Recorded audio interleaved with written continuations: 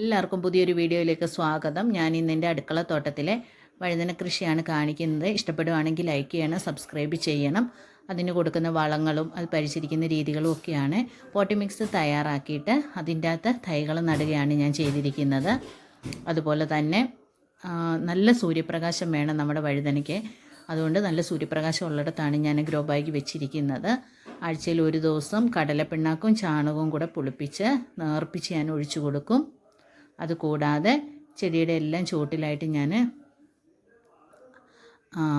ഓരോ കുപ്പികൾ വെച്ച് കൊടുത്തിട്ടുണ്ട്. നമ്മുടെ സവോളയുടെ തൊലി, മുട്ടയുടെ തോട്, ചായയുടെ ചണ്ടി ഇതെല്ലാം ഞാൻ അതിൻ്റെ അകത്ത് ഇട്ട് കൊടുക്കും. അപ്പോൾ അത് വളങ്ങളായിട്ട് കുറേശ്ശെ ചെടി വലിച്ചെടുത്തോളും.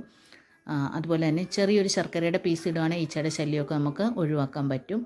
പിന്നെ പൊതയിട്ട് കൊടുക്കണം, ചൂട് സമയം ആയതുകൊണ്ട്.